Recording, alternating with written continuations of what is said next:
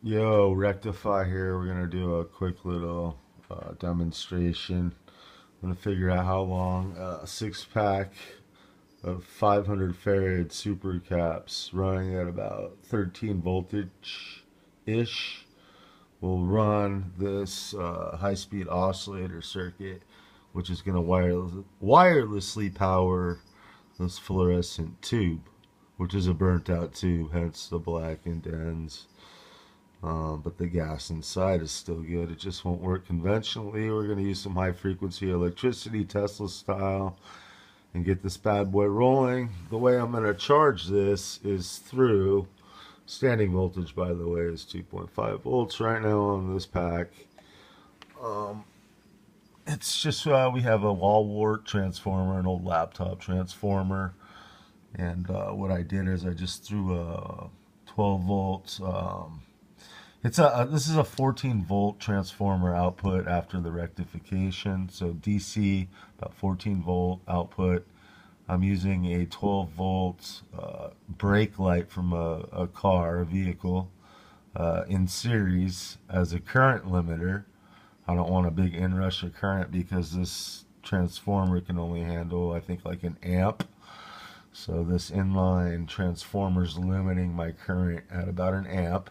So at first, when the inductance difference is there, you're going to see this light up really bright. As that gets close to getting to about 13, 14 volts, that's going to dim out. It's a good indicator as well, so that's cool, old school.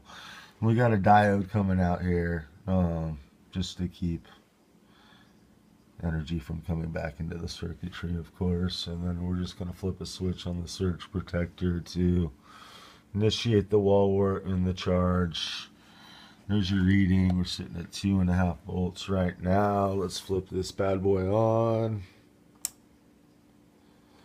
And we're climbing. And until there's enough resistance on the pack, it doesn't even see it as being connected really, just minutely being connected. But once it really grabs a hold of it, and the resistance starts building on the super cap pack, that light bulb's going to fire up and it's going to finally be getting an amp coming in versus probably like 20 milliamps right now or 30 milliamps. And that usually takes about 4 to 5 volts on this pack, 4.5 volts or so, before there's enough resistance for the circuit to actually do what it's supposed to. And the capacitor on the output here is in series also with the bulb, and that's just to create a ripple effect.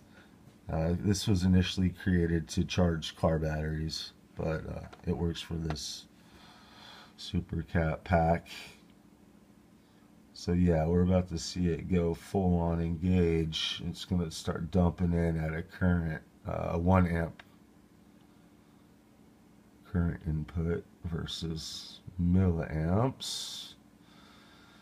But after this goes, what I'm going to do is I'm going to disconnect. After this is fully charged to about 12, 13 volts, I'm going to connect it up to this circuit, this high-speed oscillator, air core transformer, a couple wraps. It's like a Slayer exciter type circuit.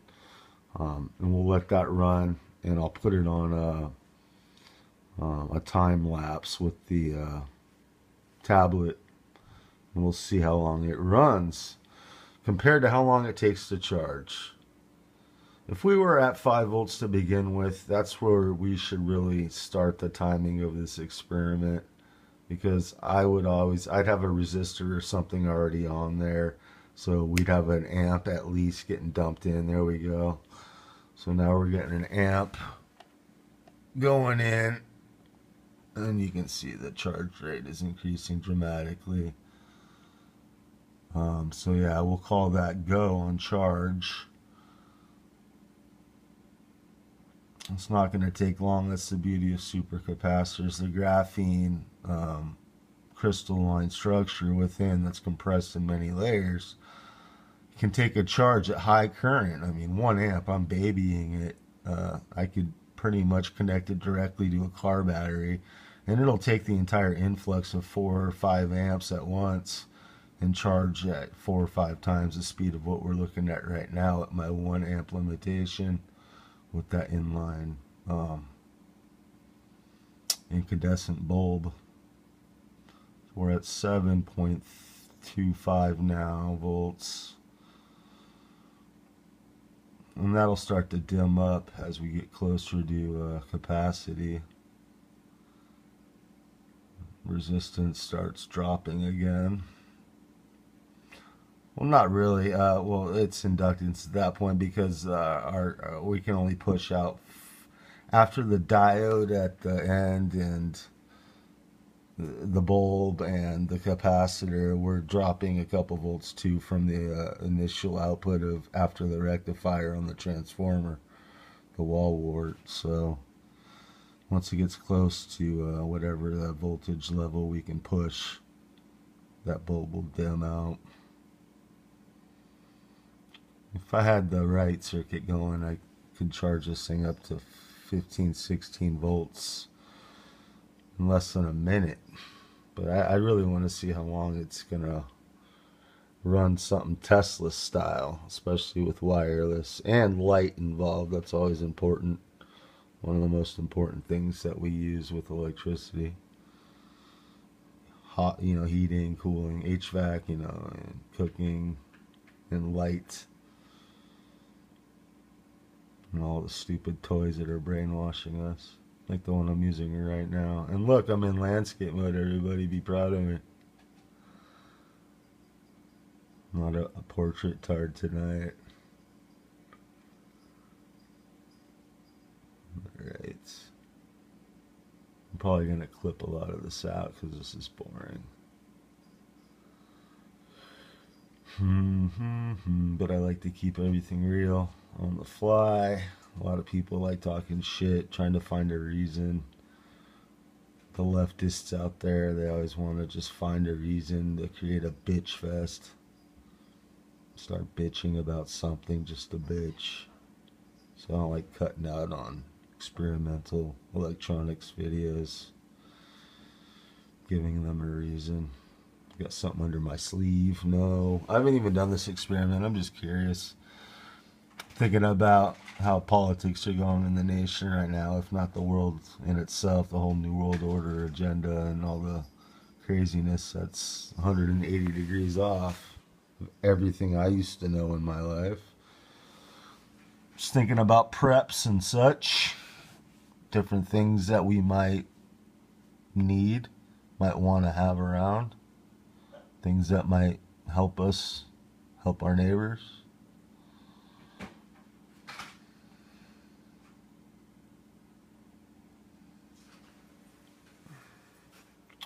You know what I should do while we're waiting? I should get an analog meter on this, an ammeter, so we can do a current rating as well. I can already tell you this draws like 200 milliamp-ish. Yeah, I'm not gonna go there. I'm lazy. Yeah, we'll get a close-up of the circuit. So this is an artificial ground plane, pretty much a virtual ground. So we've got our negative going in. This capacitor is going parallel against our power supply, across our power supply, which will be connected here, and the other end of the negative here, which just loops around over back to here.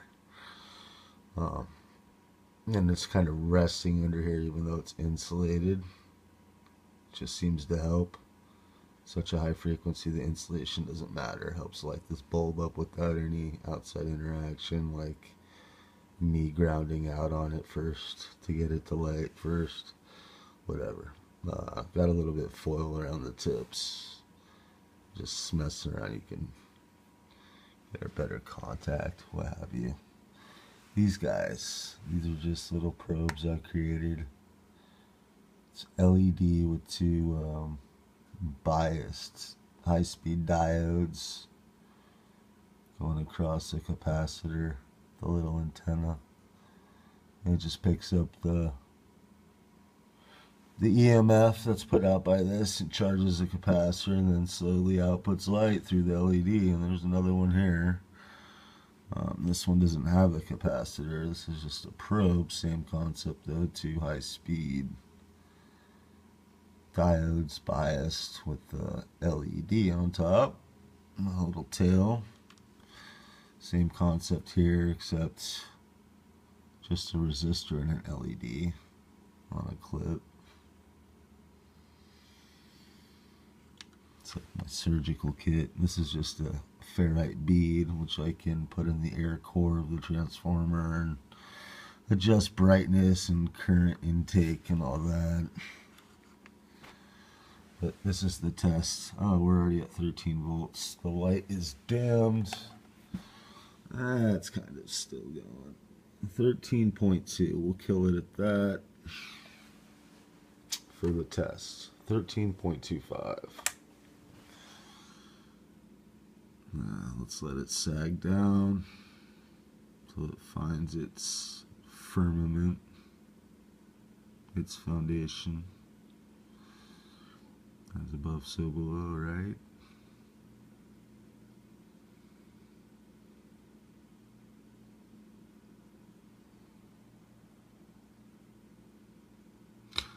.8, 12.79. All right, that's pretty much settled. Yeah, we're pretty settled. You can call it 12.5. Capacitors will always drain anyways a little bit. Let's put a load on it. And these things, another thing about supercapacitors or any capacitor is it discharges all its current. It will discharge all of its current at once if asked for.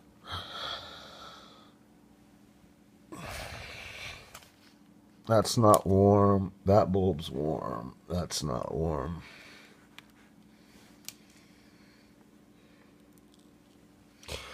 Alright, so we got our negative lead here.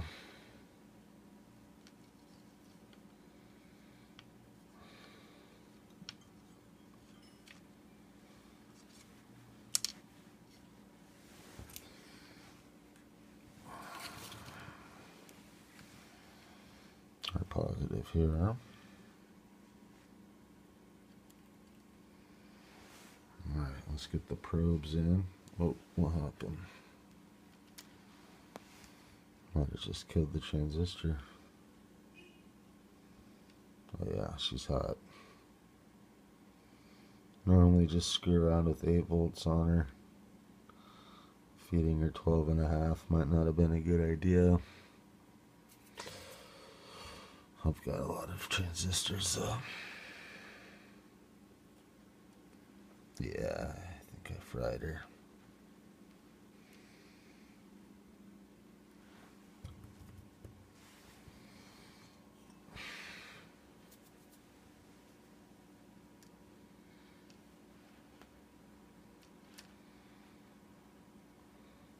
Alright, let me probe this just so you can see.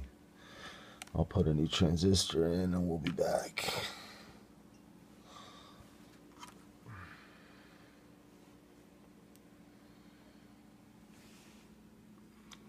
$12.25.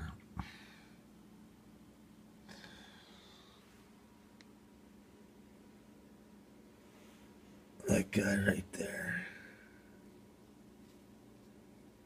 It's a 2N2222.